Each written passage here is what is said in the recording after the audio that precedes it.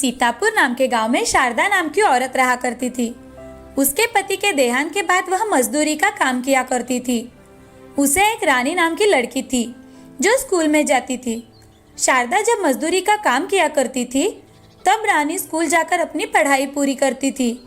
जब जब रानी को समय मिलता वो भी अपनी माँ के साथ काम पर चली जाया करती थी। दूसरे गांव में अगर मजदूरी का काम मिला तो शारदा रानी को लेकर दूसरे गांव चली जाती थी। एक दिन अपना काम खत्म करके शारदा जंगल के रास्ते से घर जा रही थी।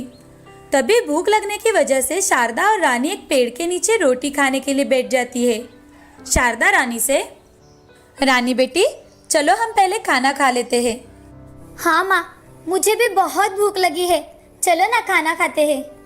दोनों माँ बेटी खाना खाना शुरू कर रही थी। तभी उनके पास एक बूढ़ी औरत आकर, मुझे बहुत भूख लगी है बेटा, 2 दिन से मैंने खाना नहीं खाया। आइए माँ जी हमारे साथ खाना खा लीजिए। ऐसा कहकर शारदा बूढ़ी औरत को 2 रोटियां दे देती है। बूढ़ी औरत भूखी होने की वजह से वह 2 रोटी झट से खा लेती है। तभी बूढ़ी औरत, मुझे और भूख लगी है, मुझे और खाने को दो। उसकी बातें सुन शारदा ने उसे अपने हिस्से की रोटी भी खाने को दे दी। तभी बूढ़ी औरत ने वह रोटी भी खा ली। यह देख रानी बूढ़ी औरत से, दादी जी लगता है आपको बहुत भूख लगी है, ये लीजिए मेरे हिस्से की रोटी भी आप ही खा लीजिए। ऐसा कहकर रानी ने भी अपनी रोटियां बूढ़ी दादी को दे दी। बूढ़ी दादी ने रानी के हिस्से की रोटी भी खा ली। तभी बूढ़ी दादी शारदा से, क्या तुम्हारे पास इतनी ही रोटियां थी? देखिए माँ जी, मैं काम खत्म करके घर जा रही थी। हमने रास्ते में खाने के लिए सिर्फ 6 ही रोटियां लाई थी। अब खाने के लिए कुछ भी नहीं बचा। अगर आपको बहुत भूख लगी है तो माँ जी आप हमारे साथ हमारे घर चलो। मैं आपको हर रोज आपको जितनी रोटियां चाहिए उतनी बनाकर खिलाऊंगी। क्या तुम सच में मुझे जितनी रोटियां चाहिए उतनी बनाकर खिलाओगी? अपनी जबान से बदलना नहीं, समझी? माँ जी मैं आपको जबान देती हूँ, आपको जितनी रोटियां चाहिए उतनी मैं आपको बनाकर खिलाऊंगी। बूढ़ी औरत उसकी बातें सुन जोर जोर से हंसने लगी और उसने एक बड़े राक्षस का रूप धारण कर लिया। तभी उस राक्षस को देखकर रानी बहुत डर गई और अपने माँ के पास जाकर खड़ी रह गई। शारदा डर गई थी मगर उसने हिम्मत जुटाकर उस राक्षस से कहा, देखो मेरे कहे अनुसार मैं तुम्हें हर रोज रोटी खिलाऊंगी और जिस दिन मैं तुम्हें रोटी ना खिला पाई उस दिन मैं और मेरी बेटी अपने आप आकर तुम्हें सौंप देंगे। शारदा की बातें सुन राक्षस मान गई। शारदा और रानी अपने गांव लौट गए। तभी रानी शारदा से, माँ तुमने बड़ी खूबी से उस राक्षस से हम दोनों को छुड़ा लिया। नहीं बेटी, मैंने उस राक्षस से झूठ नहीं बोला।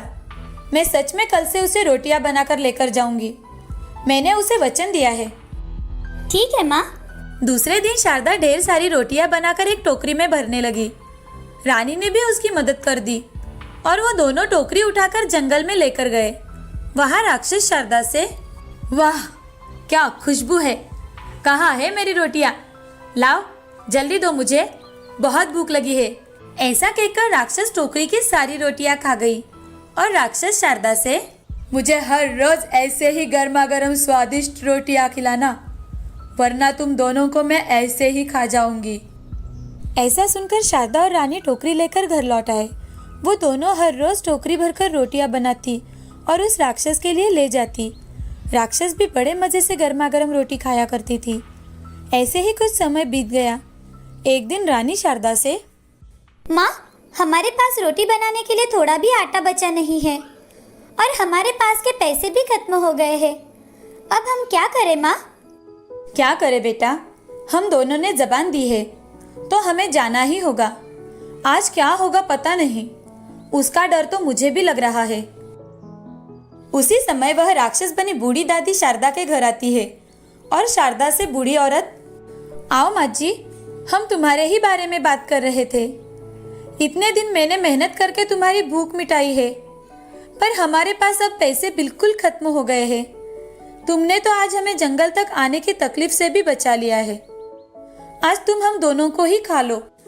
ऐसा कहकर शारदा अपने बेटी को गले लग जाती है। तभी बूढ़ी दादी एक देवी के रूप में बदल जाती है। वह बूढ़ी दादी राक्षस के सिवा देवी बनी देख शारदा और रानी अचरज से एक दूसरे की ओर देखते हैं। तभी देवी शारदा से, मैंने तुम दोनों की बात सुन ली थी।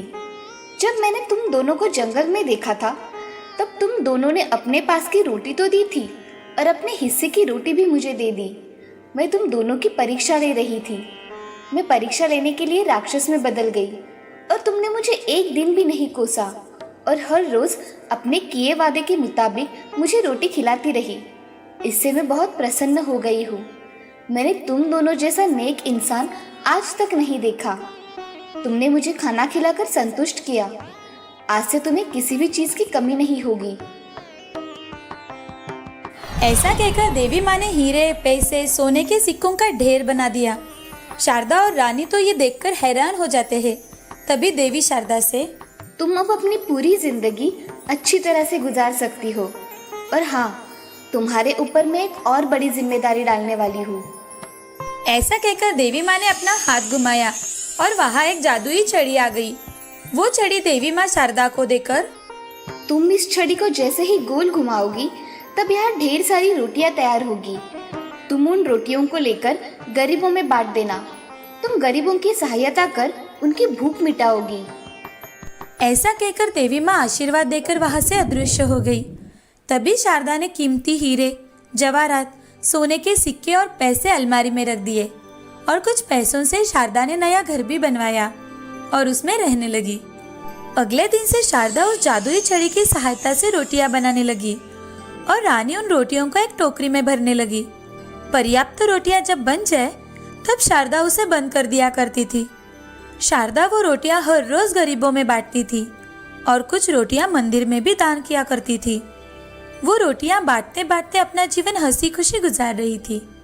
इस कहानी से हमें ये सीख मिलती है कि जिंदगी में हमेशा सबकी मदद करनी चाहिए और भूखे की हमेशा भूख मिटानी चाहिए। कब हमारा नसीब चमक जाए ये हमें भी पता नहीं चलता।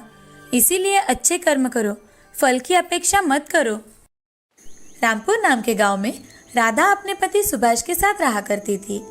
गरीबी के कारण उन्हें 2 वक्त की रोटी भी बड़ी मेहनत से मिला करती थी।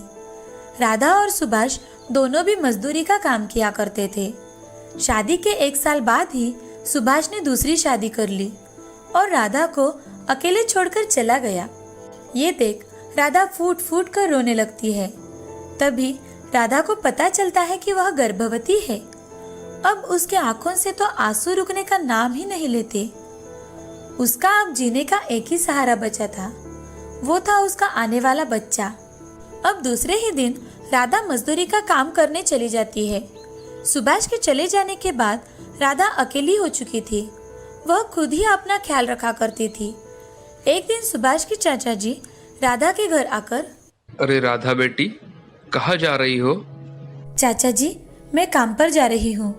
काम पर जाना तो पड़ेगा ही ना। हाँ मेरी बच्ची, लाओ वो थैलियाँ मैं लेता हूँ। ऐसा कहकर चाचा जी उसके हाथ की थैलियाँ ले लेते हैं और राधा को बाजार छोड़ देते हैं। ऐसे ही महीने बीत जाते हैं। राधा का 9वां महीना शुरू हो जाता है। एक दिन राधा की मौसी उसे काम करते देख, राधा 9वें महीने में तो आराम किया करो, चलो घर चलो। नहीं मौसी, आप तो जानती हो ना घर के हालात। मुझसे जब तक काम होता है तब तक मैं काम करूंगी।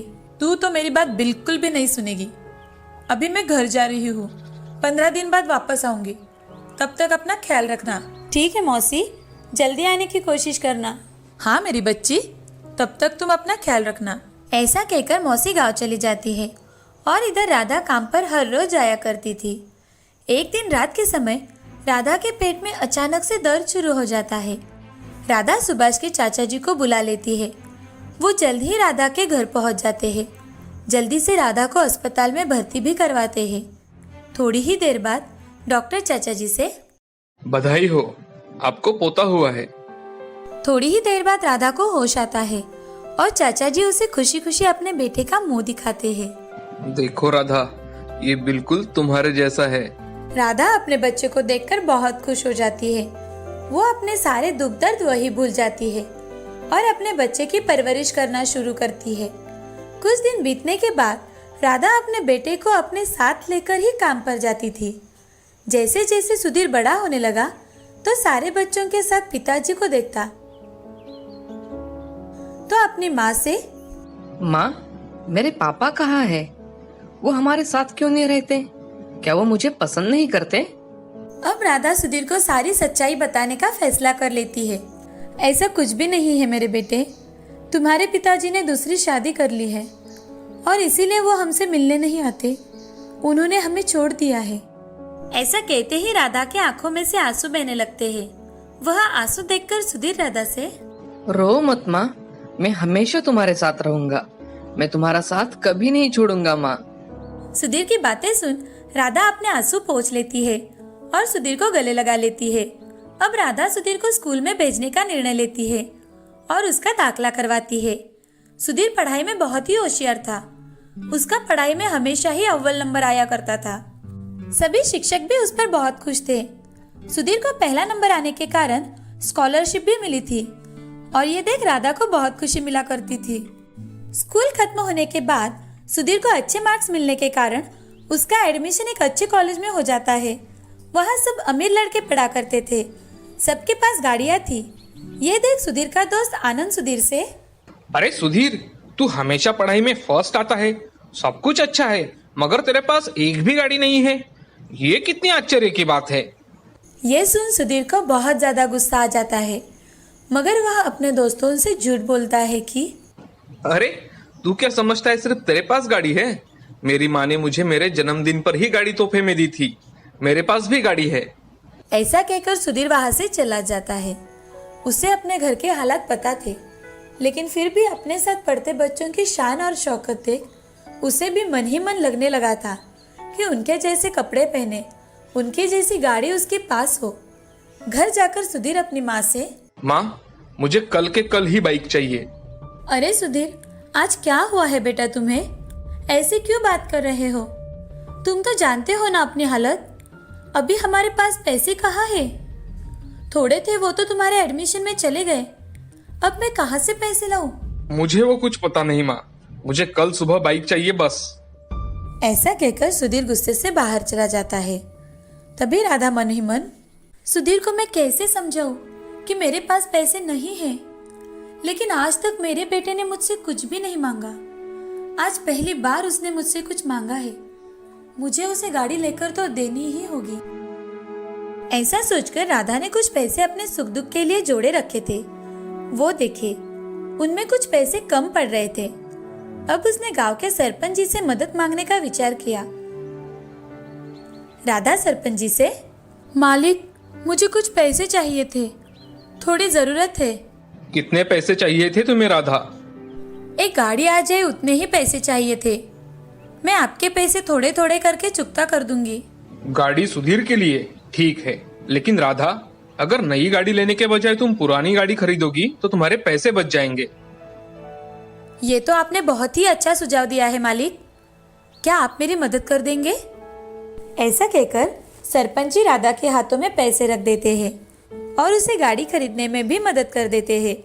दूसरे दिन सुबह सुधीर उठते ही राधा उसके हाथों में गाड़ी की चाबी रख देती है। तभी सुधीर बहुत खुश हो जाता है और गाड़ी लेकर वहां से चला जाता है।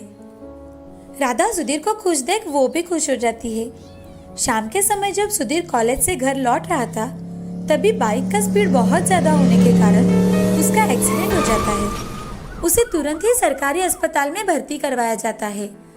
जैसे ही चाचा जी को ये खबर मिलती है, वो राधा के पास जाकर, अरे राधा बिटिया, कहाँ हो तुम? सुधीर का बहुत बड़ा एक्सीडेंट हो गया है, चलो हमें जल्दी अस्पताल जाना चाहिए। ये सुन राधा जोर जोर से रोने लगी और भागते भागते अस्पताल में पहुंच जाती है। वहां जाते ही डॉक्टर से, डॉक्टर साहब, मेरा बेटा कैसा है? उसे ज्यादा चोट तो नहीं आई ना? एक्सीडेंट की वजह से सुधीर की एक आंख में गहरी चोट आई है। अब शायद ही सुधीर उस आंख से देख पाए। राधा ये बात सुन बहुत रोने लगती है और डॉक्टर से, डॉक्टर साहब, कुछ ना कुछ तो उपाय होगा ना इस पर? प्लीज डॉक्टर, मेरे बेटे की आंख को कुछ नहीं होना चाहिए। अगर कोई उन्हें आंख दान में दे तो पेशेंट फिर से देख सकता है। डॉक्टर, मेरे बच्चे को मेरी आंख दे दीजिए। मैं तो एक आंख से अपनी पूरी जिंदगी गुजार लूंगी। मेरे बेटे के सामने उसकी सारी जिंदगी पड़ी हुई है। उसको तो अभी पढ़ाई भी पूरी करनी है। आप उसे मेरी आंख दे दीजिए। ठीक है, जैसा आप चाहे। डॉक्टर, मेरे बेटे को कभी मत बताना कि ये आँख मैंने उसे दी है। ठीक है। ऐसा कहकर राधा अपनी एक आँख सुधीर को दे देती है और खुद 2 दिन बाद घर चली जाती है। सुधीर हर रोज अपनी माँ की हॉस्पिटल में राह देखता है, लेकिन वो उसे मिलने नहीं आती तो सुधीर को बहुत गुस्सा आ जाता है। जैसे ही उसकी छुट्टी होती है वो घर जाता है और अपनी माँ से गुस्से में, अरे तुम कैसी माँ हो, एक दिन भी मिलने अपने बेटे से हॉस्पिटल में नहीं आई, और मेरी तबीयत कैसी है क्या है तुम्हें कुछ नहीं जानना था। भला हो उस औरत का जिसने मेरा बिल भर दिया, और दादाजी आते थे हॉस्पिटल में तो अच्छा लगता था। आपके बारे में पूछो तो कोई कुछ ना कहता। बेटे मेरी कुछ मजबूरी थी। आखिर तुम्हारी ऐसी कौन सी मजबूरी थी माँ? भगवान तो तुम्हारी जैसी माँ किसी को ना दे। सुधीर इतना ज्यादा गुस्से में था कि उसने अपनी माँ की ओर देखा भी नहीं। उसकी ओर देखे बिना ही वो शहर चला गया अपनी बाकी की पढ़ाई पूरी करने के लिए। राधा की आंख में से आंसू निकलने लगे। वो इतनी जोर जोर से रोने लगी कि उसे समझ में नहीं आ रहा था कि अब क्या किया जाए। तभी सरपंच जी पैसे मांगने वहां आते हैं। राधा, मेरे पैसे कब लौटाने वाली हो? सरपंच जी, मुझे कुछ और दिनों की मोहलत दे दीजिए। मुझ अभागे पर इतनी दया कर दीजिए।